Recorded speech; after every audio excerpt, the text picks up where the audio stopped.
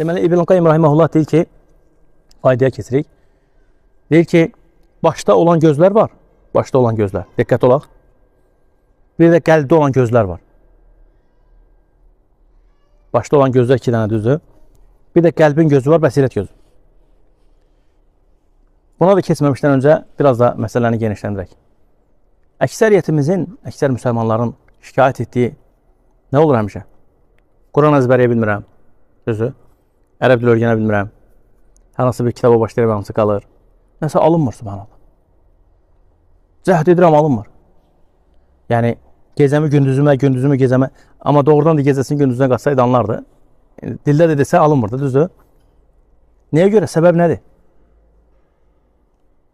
Elə səbəb budur, deyəcəyimdir.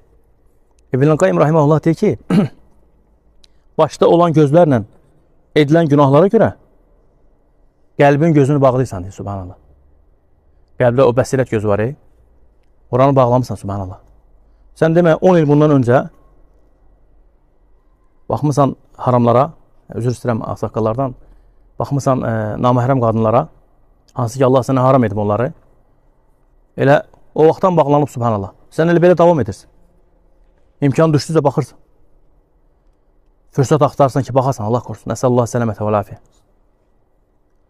Həmin elə 10 il bundan qabaq, elə 10 ilin söhbətidir, sən elə ona görə Quran əzbərləyib qutura bilməmsən.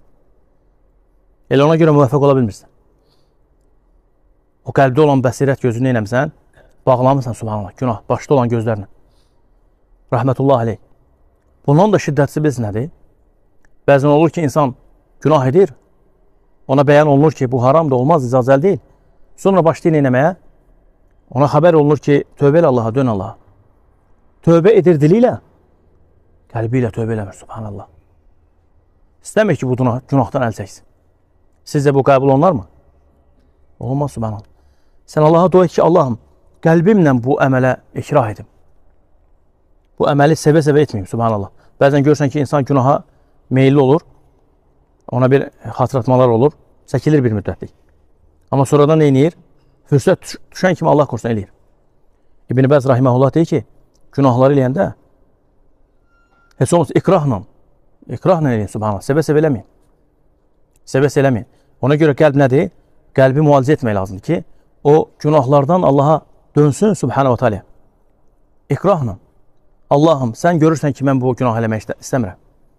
Həqiqi olaraq Allah görsün. Yoxsa Əhməd, Muhammed, yəni, o birisi baxmağından deyil.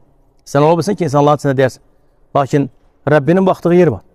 Sən səcdələrdə Rəbbinə dua et ki, Allahım, bu xəstəlikdən məni qutar.